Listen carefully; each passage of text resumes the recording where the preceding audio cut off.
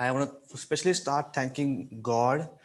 Siddharth, when you were taking that song, how marvelous, how wonderful is God's love for me. I was taken back to the days when I accepted Christ. And I remembered that for the first time, when I just lifted up my hands in worship to God, I could sense that love of God coming into my heart. I could sense the presence of God coming into my heart. That was awesome. That brought back some memories and brought back it enabled worship in my heart. Thank you, Sadat. And I'm sure that all of us who are sitting here also experience that similar feelings. All right. And I want you to carry that feelings forward as you listen to me. Don't listen to me. I would say listen to God. Listen to the promptings of the Holy Spirit. As I'm convinced that as I speak, God is about to speak to you. All right. Actually, before I go and start today's sermon, I have a small activity. All right. It's something which we are doing for the first time. So let's see if we can pull this off. Okay. So I'm going to be sharing a scenario with everybody. Okay. Please listen to me very carefully because it will ask a question from you, and it will also seek a response from all of you. All of you sitting here in this place, and all of you in that Zoom meeting also. All right. So here's the scenario. Suppose you and your family are in an outing, okay, and you are doing picnic on a Delhi winter. Like today was a very cold winter, very foggy. But in the afternoon, when the sun comes up, it becomes a little better, and the family decides to go out to a park and eat homemade sandwiches. Okay, so you are at a park eating homemade sandwiches, doing a sort of picnic, and enjoying some family time. At the same time, very close to you is one more family doing exactly the same. All right. But somehow, in a freak accident, this family loses and spoils all of their food on the ground. And now this family has a toddler who's crying for food and is hungry. I want you to think, what will you do? And as you think, I'm going to ask the admin to show that poll to you. And you can respond to that question in three ways. Okay. You can either ignore them completely, you can either move away from them, or you can choose to share one of your sandwiches with that family. Okay, so I want you all in the Zoom meeting to respond to that poll question and see what you'll do. I also want to respond. I ask everyone here to respond. What will you do? If you think you will move away from them, please raise your hand. If you think that you will ignore them completely, please raise your hand. If you feel that you will share one of your sandwiches, please raise your hand. All right. People here have responded. I'm sure people in Zoom also have responded. Let's just share the results of the poll and see what people have responded and what all of us in our church think about it. And I'm monitoring this from using this device. Okay. And as the admin shares the result of what all of us said, it will give a kind of a understanding of who we are and what we have done. All right. So here we go. The result of the sharing is 100% of us. Every one of us think and believe that we will share our sandwich with the family next to us. All right. Hallelujah. We have a great church. Amen. Amen. Amen. Now, as you were responding, I want you to keep in your mind and think about what made you or what compelled you to do what you did. Okay. Probably I can see in the future some of our families will go in the park and do exactly the same thing. I want you to think what is compelling you to do that. And as you think, I want to jump into today's sermon. Today's sermon is sharing. The sermon is about sharing, but it is actually not just sharing. It is about more than sharing. Okay. And as I speak, I hope I am urging you and encouraging you to share more. Uh, it's going to be a short sermon. It's going to be something like an encouragement to all of us to do what God says. Let's turn to God's word. Okay. And if you have your Bibles with you, I would request you to open your Bibles to 2 Kings chapter 7. And I'm going to be reading from verse 3 to verse 9. Okay. Here we go. Now there were 4 men with leprosy at the entrance of the city gate. They said to each other, "Why stay here until we die? For if we say we will go in the city, the famine is there and we will die. And if we stay here, we will die." So let's go over to the camp of the Arameans and surrender. If they spare us, we will live. If they kill us, we will die. At dusk, they got up and went to the camp of the Arameans. When they reached the edge of the camp, no one was there. For the Lord had caused the Arameans to hear the sound of chariots and horses and a great army, so that they said to one another, "Look, the king of Israel has hired the Hittite and the Egyptian kings to attack us." So they got up and they fled in the dusk and abandoned their tents and their horses and donkeys. They left the camp as it is and ran for their lives. The men who had leprosy reached the edge of the camp, entered one of the tents, and ate and drank. And they took silver and gold and clothes and went off and hid them. They returned and they entered another tent and took some things from it and hid them also. Then they said to each other, "What we are doing is not right. This is a day of good news and we are keeping it to ourselves. If we wait until daylight, punishment will overtake us. Let's go at once and report this to the royal place." Something about sharing food again. But let me give a context to what we just read. Okay, this is a very famous classic story of these four lepers. Most of us have heard this story in the Sunday schools, but for some of us who have not had the privilege to go to Sunday school like me, let me give a small context to what's happening here. There is a famine in the land. For some reason, God has been talking to me a lot through famines. Okay, so I'm going to be again talking about famines. There's a famine in the land, and the famine is so severe that people do not have food to eat. Ration is the most expensive thing ever. It is so bad that in the previous chapter 6, there is a story of a mother killing a child to eat and to survive. Okay, that's how desperate the situation was. On top of that, the country is surrounded by the Aramean army, which is the enemy army, and they are waiting for a time to just attack Israel and to finish them off. That's the situation. In that situation, people are helpless, hopeless, stateless. You name whatever less, they are less. All right. And the king of Israel has absolutely no idea what to do about this. Okay. And in this situation, now you have to imagine these four lepers who are not even in the city. They are outside the city because they are not allowed to go in the city. These four lepers are there and they think we are anyways going to die. If we go this side, we'll die. If we go this side, we'll die. In Hindi, there's a phrase which says, "Is taraf kuwa hai, us taraf khai hai, hame to marna hi hai." So they were thinking that we will die. But in that situation, there was a man of God, Elisha. He spoke and prophesied that next day, within 24 hours, this particular thing will go away. There will be a revival and food will be available plentifully. And it so happens, and if you continue to read 2 Kings chapter 7, the same exact things happen. And those things happen because of these four lepers. I want you all, and as I was reading, I want you all to focus on verse 9. My version says, "Today is a day of good news." When we began today's sermon, Cunning said, "Today is a good day." That's so prophetic. As long as it is today, it is a good day, I would say. Okay? Today is a day of good day. Today is a good day of good news. Some versions say that today is a day of good tidings. And I'm sure as I see people smiling, that when you hear the word good news, day of good tidings, there's something coming in your memory. And as you are worshiping the Lord, and I'm sure some of us, you are thinking, wait a minute, I know of a good news. I know of a day which brought good tidings on the earth. That day was when Jesus Christ came.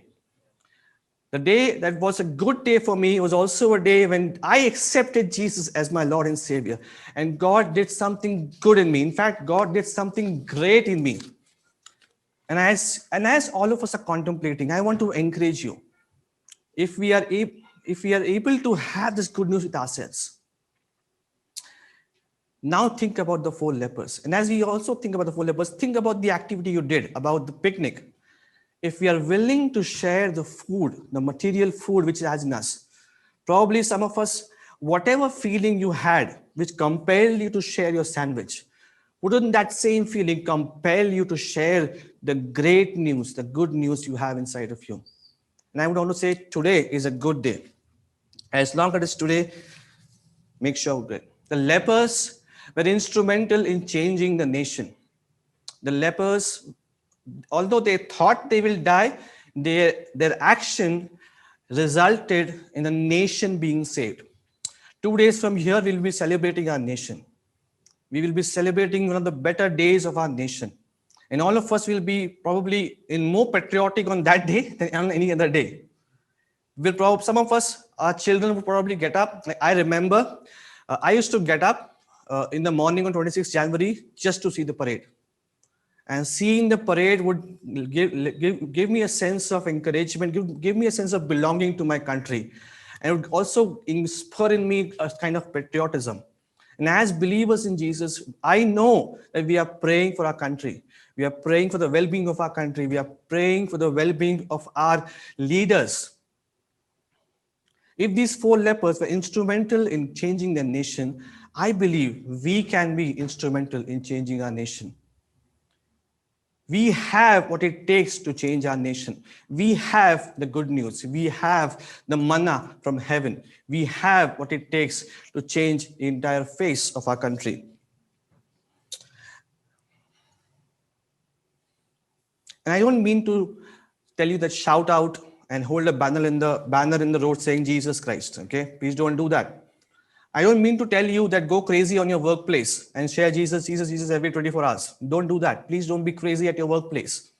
Okay. But as I share, I want to share some thoughts with you, and I want to share how there is no formula of doing this. I believe we will all lean on the Holy Spirit and we will lean on the Word of God to do this. But I would really feel that we can be also intentional in doing this. Let me share a scripture portion with you. Okay. So if you have your Bibles with you again, please turn to 1 Corinthians chapter 15. And I'm going to be reading from verse 5, from verse 3 and verse 4. Okay. This is Paul, Apostle Paul, who is writing. And when he writes about the gospel, this is what he says. For what I received, I passed on to you as of first importance. Notice the word first importance. He received a lot of things and he also passed it on. A very similar phrase is there when we take the Lord's Supper. For what I received, I passed it on to you. But this verse says, for what I received, I passed on to you as of first importance. What is the first importance which he passed on? That Jesus Christ died for our sins to the scriptures. That he was buried, that he was raised on the third day according to the scriptures, and that he appeared to Cephas and then to the 12. After that, he appeared to more than 500 of the brothers and sisters at the same time, most of whom are still living. Though some have fallen asleep, then he appeared to James and to all the apostles. And last of all, he appeared to me also as to one abnormally born.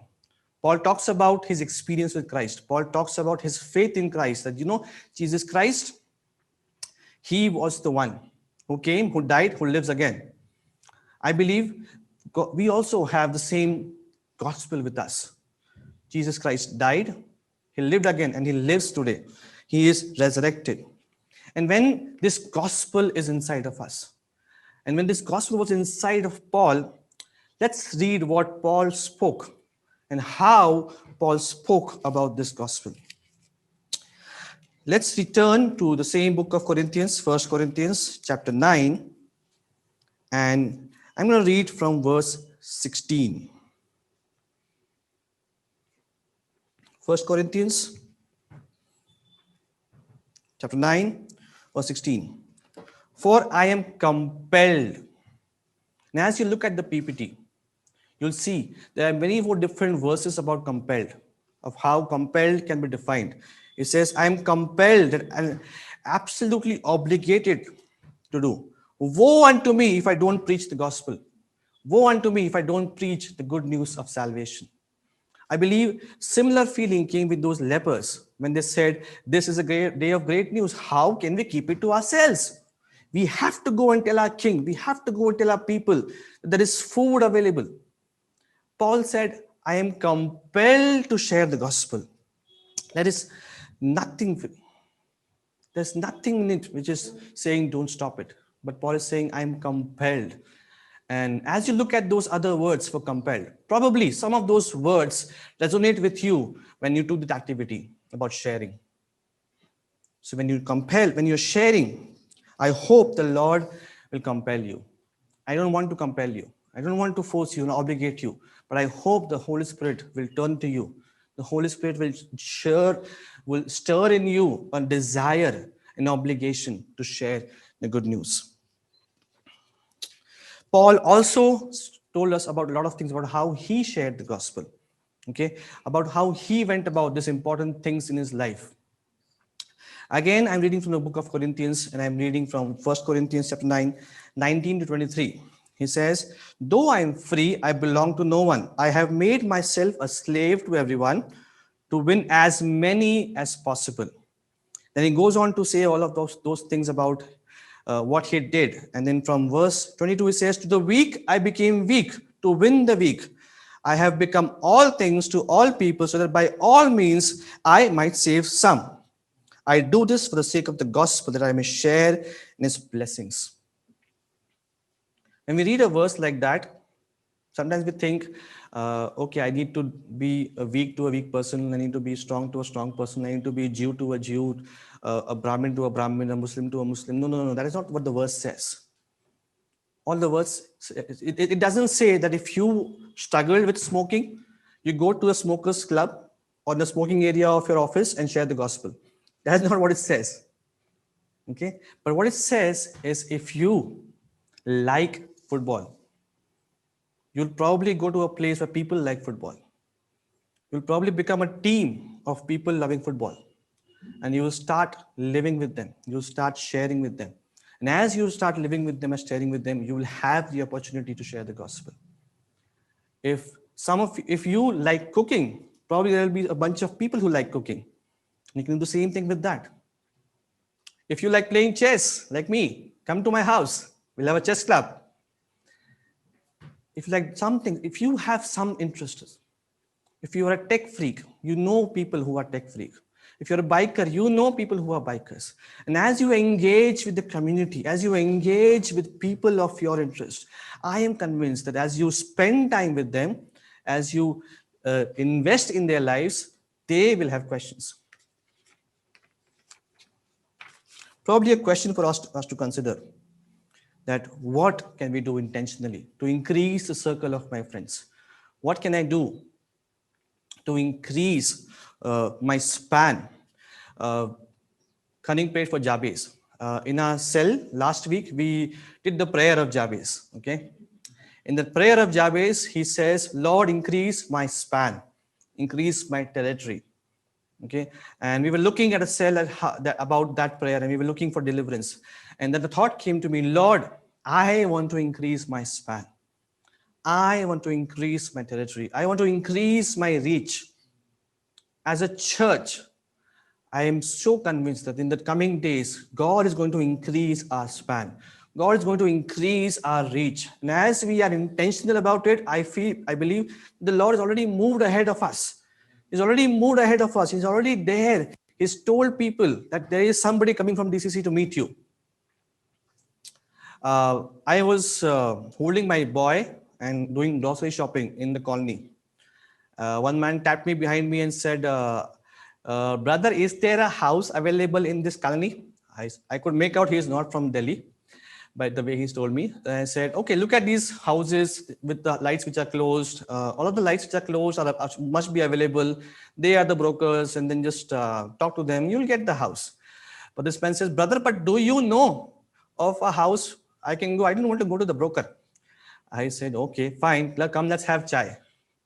And I don't know. I just said, come, let's have chai. Okay.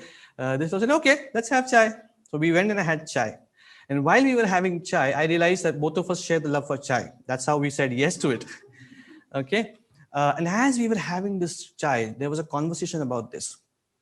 And he opened up about his life. Surely he did not accept Christ. I did not preach Christ to him, but he opened up. We became friends. Then he went. Then he told me, actually, I am not looking for a house. I'm looking for my friend's house who's coming, and he will come. And long story, long story. I don't want to share all that.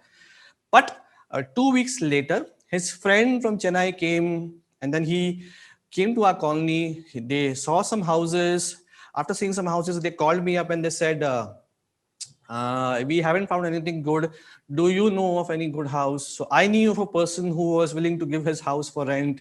Called him up, and then they met and they got done. After this guy moved in, he told, I want to tell you that only because you are here, we are coming in this colony. And I was like, okay, all right, thank you. Let's be friends. Here's the thing, I do not have anything special in me. I do not have the charisma. In fact, I was in my shorts when I was carrying my boy. Okay, I was not even presentable. But somehow, this fellow became friends. I am convinced in the days to come, we are going to have these kind of divine encounters. We are going to have these kind of events in which we will meet people who are prepared by the Lord to receive the gospel. They may not receive the gospel at the same day, but I'm sure that the Lord has already done a lot of things because the Bible says that the harvest is plenty. Just look around your house. The harvest is plenty, and God is looking for laborers like you. At this point, I would say, turn to your neighbor and say, God is looking for laborers. God is looking for laborers. Would you be God's laborer in the vineyard? Would you help reap the harvest in the kingdom of God? Paul says, imitate me as I imitate Christ. And as we try to imitate Paul, let's do our best to be intentional in sharing the good news. Okay. I want to share a few more thoughts on these lines. Uh, it's just in my heart. My heart is bubbling right now with joy because I could see by the eyes of faith that we're going to do what we're going to say. Okay. We're just going to do what you're going to say. We probably live some about 80, 100 odd years on the earth. Okay, we'll probably, this short amount of time, we would probably, some of us will work, some of us will become pastors, some of us will become engineers, doctors, counselors, tech guys, musicians, whatever. Okay, we will live our life for some small 80, 100 odd years, and we will do our part. We will ask God, Lord, what is the purpose of my life? You will probably seek your purpose. God will speak to you, and you will flourish in the purposes God has given you.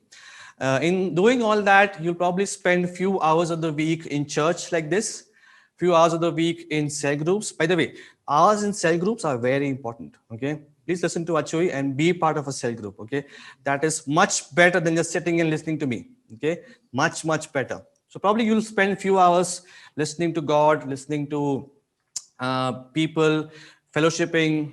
Probably you'll spend a lot of hours sleeping, but a lot of hours you will be spending with people around you. A lot of your hours you will be spending with people who do not have Jesus. You will be spending, take it from me, you will be spending a lot of hours in your office, among your neighbors, among your friends, in your classrooms. You will be spending a lot of time among those people who do not know Christ. God will somehow be accountable for the time we are spending. Let me share one verse about this. And as you look at this PPT, that verse talks about, comes from First Peter. Okay, it comes from First Peter chapter 2, verse 12. It says, live such good lives among unbelievers, among people who don't know Christ. Live such good lives that though they try to accuse you of doing wrong, they may see your good deeds and glorify God in the day He visits us. Okay. Of course, we know that we have to live godly lives. We have to live holy lives. We have to live pure lives. We have to live exceptional lives. Okay. And as you do that, I'm convinced the Lord will speak to you. You will have your purposes and you will live faithfully in trying to be pure, holy. But as you do that, I'm going to tell you what is going to happen. As you live faithfully, as you live a godly life, as you try to live an exceptional life, which is attractive to people, and if you're engaging with your community in doing what you're doing in terms of your interest and having a common group, you are going to have some questions. People are going to question you. People are going to ask of you, what are you doing and why are you doing what you're doing? They will not ask you directly why you're doing what you're doing, but they will give you certain looks. They'll be like,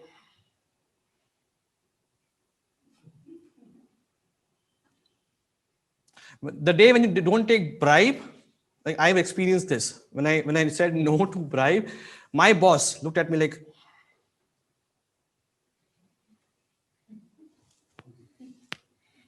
they will look at you this way. They will give you signals that they are asking, why are you doing what you're doing?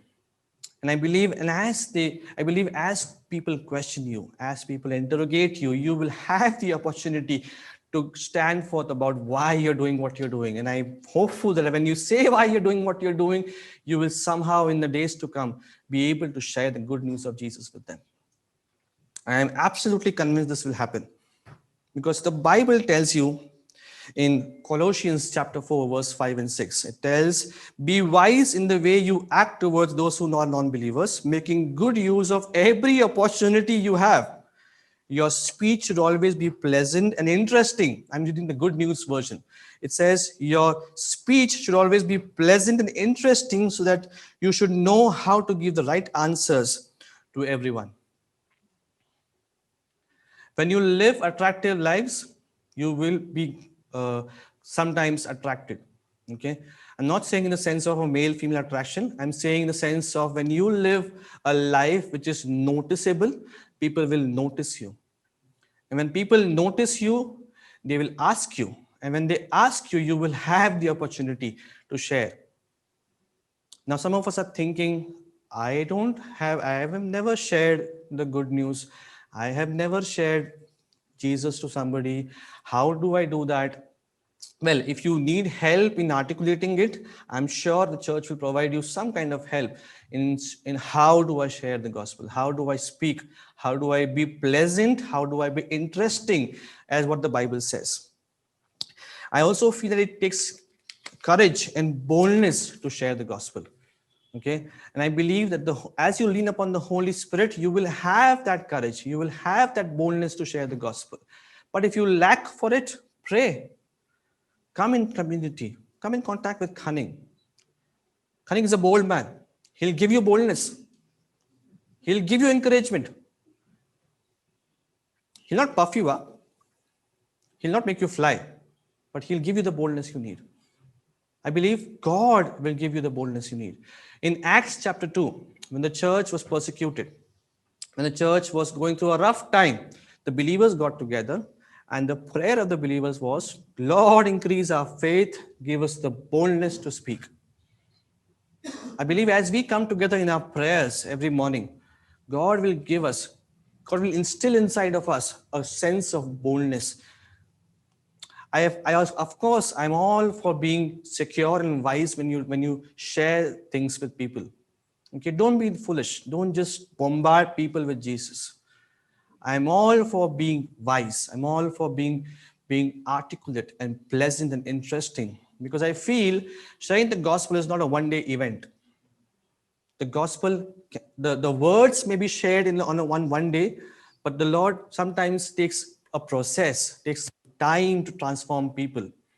And as all of us are engaging with our communities, all of us are engaging with people around us, we will trust God, that God will transform our neighborhood. God will transform our co-workers. God will transform our city. And I'm trusting the Lord that God will transform our country. He will do that. He is more than capable of doing that. Somehow, God in His mercy uses the humans to make sure His will is done. What these 4 lepers had in their life. Their purpose in life was to go and die. We are much better. Some of us know our purpose of living on the earth. Lastly, I just want to encourage you by reading this poem. Okay, this poem was by Deborah Ann. It really blessed my heart, and I feel that it will bless yours too. Here we go. Bible preachers, mercy teachers, sharing with all the good news. Power keepers, soul reapers, doing our best to fill His shoes. Love producers, peacemakers, helping those who are in need. Trust imparters, faith informers, looking for His lost sheep to feed. Hope distributors, calm givers, paving the way for His light. God seekers, Jesus searchers, living the good and faithful light. Sin stoppers, temptation busters, leading others from the gate of hell. Truth tellers, one day heaven dwellers with the greatest love story to all. Light bearers, problem sharers, coming together in healing prayer, Bible holders, His soldiers, confessing Jesus because we dare. That was Deborah Ann. And as we share more than food, as we share more than views, as we live our lives, I want to be encouraging you and telling you that sharing is more. There is more than sharing when you share the good news. May the Lord be with you. I'm convinced that He is moving ahead of you to accomplish His task and His purposes. His kingdom is advancing. It is advancing at a great pace. Let us all come together and be part of this amazing kingdom of God, which is here in us. And that God will use us for His glory. Amen. Thank you.